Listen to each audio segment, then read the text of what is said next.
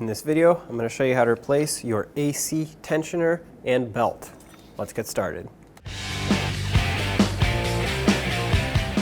To drain the coolant, you'll notice that on the front driver's side, you have a little drain plug with a Phillips head cut out for the radiator.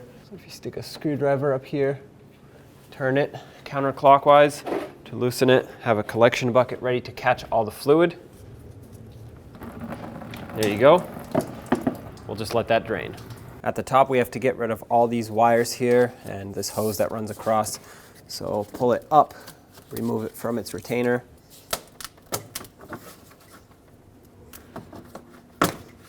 Okay, move it out of the way.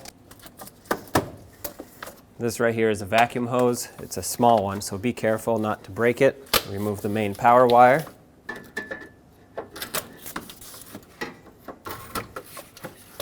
And remove this rubber piece. Next, I want to remove the upper radiator shroud, and to do that, I will just start over here and work my way to the other side. I want to get off anything that is bolted to it, such as this power steering fluid reservoir. Use an 8mm socket and remove both of the retaining bolts.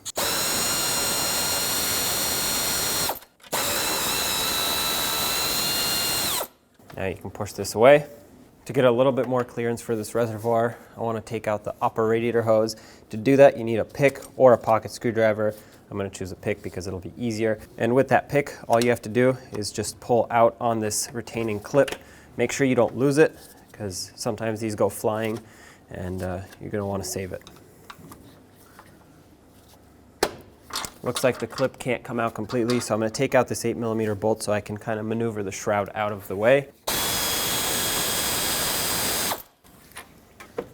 There we go. Now I can take this out completely, wiggle the radiator hose, and break it free off of the radiator. Now be careful because this fitting is plastic, so you don't want to tap it with a hammer if it's stuck. Just work it back and forth. If you break this, you're going to need a new hose. Okay. This is pretty tight on here. Okay, try to get it off completely. Now back to this tank, pull up on it. It's just clipped into the upper shroud as a like a push down clip. So if you pull up on it, there we go, it unhooks and you can move it away. You also have this line that's attached to it. You could take it off. I'm going to try and see if it gives me more room. It might not, but I think it's worth a shot.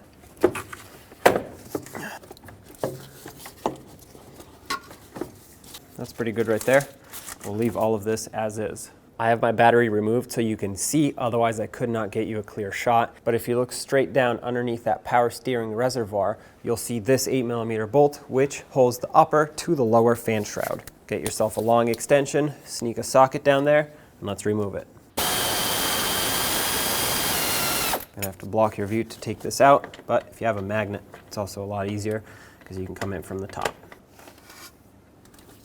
There it is. Same on the other side, one bolt up top, one down there. This one will be easier to get to because there's no power steering reservoir in the way. On the back of the shroud, you also have this, which is bolted on with a 10mm bolt. Remove it.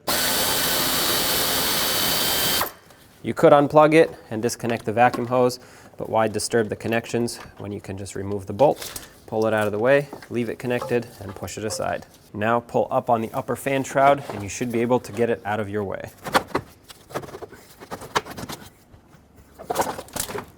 There it is. Now from up top, you can see that as you spin the fan, it is actually not symmetrical all the way around. These blades right here are closer together, and if you keep spinning it, you'll get to a side that has a larger opening. That is called service mode, so that you can easily access the pulleys, the tensioner, and the belt without removing the fan assembly. So that's what we're going to do. We're going to find the largest opening here, keep spinning it until you have it. You'll notice that right here, there's a large opening down here, and then this one is kind of like medium sized, so that you can work through that one and see through this one. So I'm going to stop right here. That down there is our tensioner, and it'll take a 3/8 drive extension to twist it. Slide your extension in here. You want to push down on it, so clockwise. That's bottomed out right there. Then you can slide your hand in here and pull the belt off of whatever pulley you can reach. For me, I think it happens to be the idler up here. Yep, and now you can let go, once you let go, watch out because your tool's going to come up higher than where you started. Remove it. Make sure you don't poke your radiator with your ratchet or any other tool that you might be using. I will provide you with a diagram of how the belt routing is so that you don't have to worry about it if you don't already have it. You can take some pictures if you want, but again, I will give you a diagram on the screen when it comes time to reinstalling it. At this point, it's just a matter of sneaking your hands in here through the fan blades to get the belt off of all of the pulleys. Just going to work my way around, get it off of the power steering pump, going to slide it through the fan blades.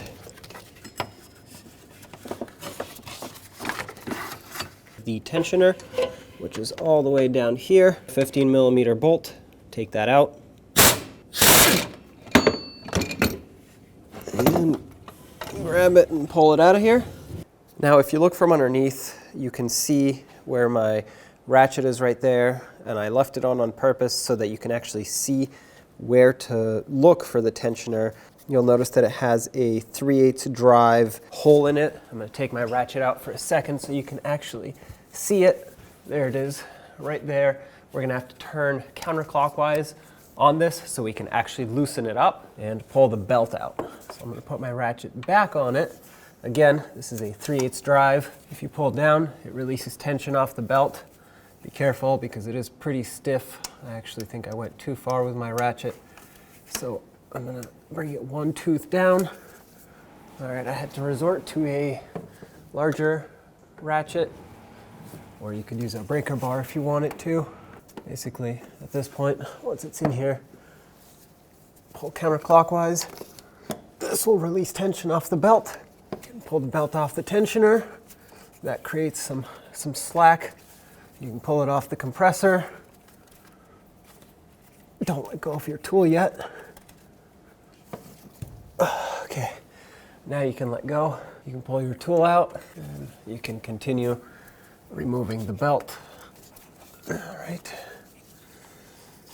Looks like it's wrapped around the fan hole down here, so we'll have to remove this. This is going to be a 13mm. Slide a socket in there, then I'm going to just use my air ratchet to drive that out because it'll be a lot easier to maneuver in that tight spot.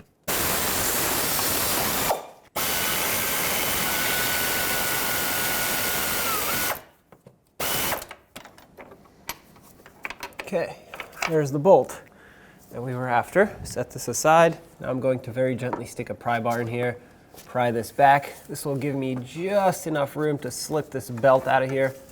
And there you have it. AC belt is removed. I know it's not easy to see at this point though. If you look right up here, you'll see, if you follow the tensioner up, you'll see that 15mm bolt that we have to remove. Sneak my ratchet up in there, try to break this free.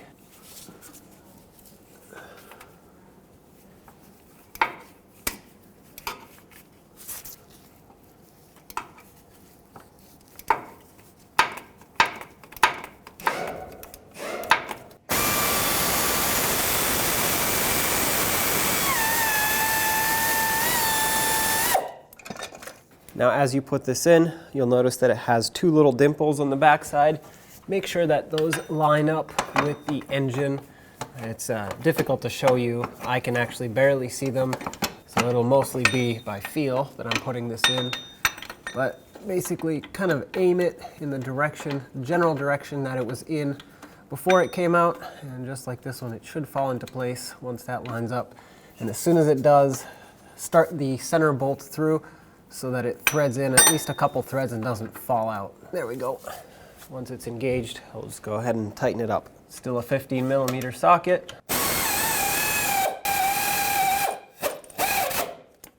That's mounted flush to the engine. Now grab your torque wrench and torque this to 35 foot-pounds. Okay, that's 35 foot-pounds. And now grab your pry bar again and very gently pry this shield, fan shroud, out of the way and slip the belt right through here. And you don't want to break anything when you're prying, so just do the minimal prying possible. There we go. Try and get the belt around the harmonic balancer or crank pulley. And remember, it goes on the splines that are on the rear, on the ribs that are on the rear. Okay, make sure it's as fully seated as you can get it. There we go. Now at this point, you can tell there's no tension on the belt because the tensioner has a little pin that we need to pull. So double check that the belt is on all the grooves of all the pulleys, which it is. So now you got to release tension once again and reach up in here, pull the pin and release the tensioner. Now back up top, let's put the bolt back in for the shroud. Might be a little bit easier to do it from here, which is why I chose to do so.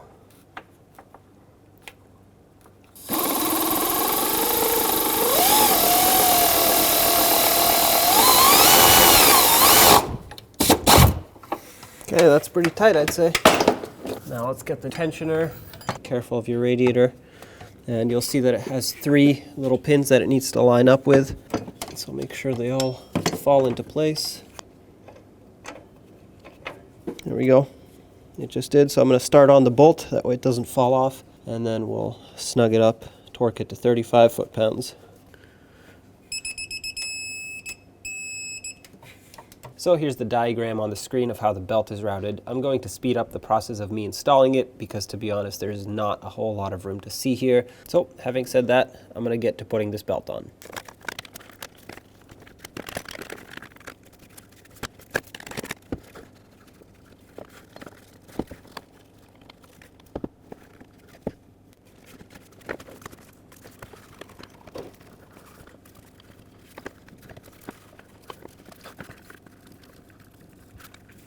Gonna sneak my ratchet in here so I can pry down on the tensioner.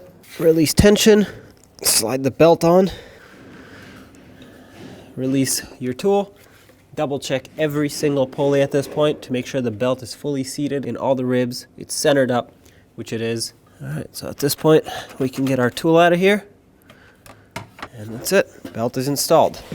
Let's put this back, make sure it goes along the top of the radiator. And then the sides go around the AC condenser. This makes sure that all the air is directed into the coolers, not around them. I had some of the push clips missing, but just make sure you clip it in with any clips that you had. Let's put in the upper fan shroud now. I'm going to slide it down on the driver's side first.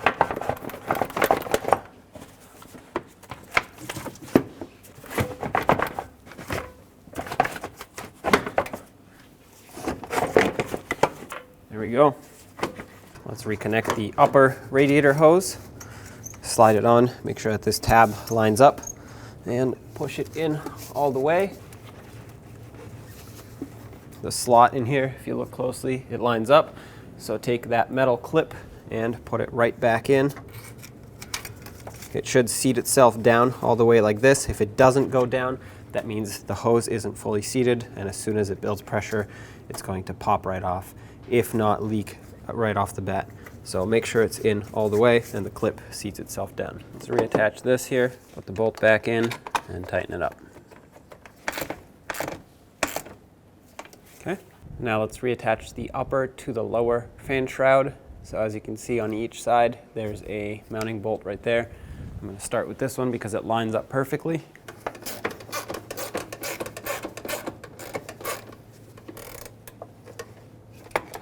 Nice and snug. Get the top one in. And let's do the other side. Okay, so this one was a little trickier. Just stick a pry bar in here and kind of guide that lower shield in place, the lower fan shroud. All right, just make sure it's nice and tight. Do the same to the top one. Now bring the power steering reservoir up, and remember it has to slide up more than you think it needs to, because it has to hook into the fan shroud down there. Tighten it up.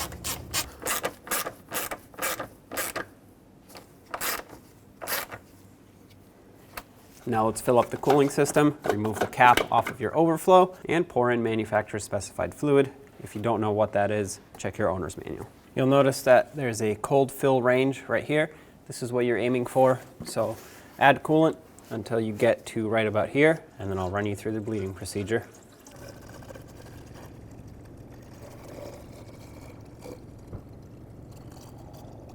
Okay, as you can see, the level rose to right at the top of the full line, the cold full line that is, and I want to leave it here, not at the minimum of the fill, because there is still air in the system. As you can see, it's actively bubbling through this hose. So I'm going to let this sit for about 10 minutes. I'm going to clean up my mess, whatever I spilt here. I'll check it again, and then we will run the vehicle. If you want it to help the process along, you can massage the radiator hoses. As you can see, every time I do that, it bubbles up a lot.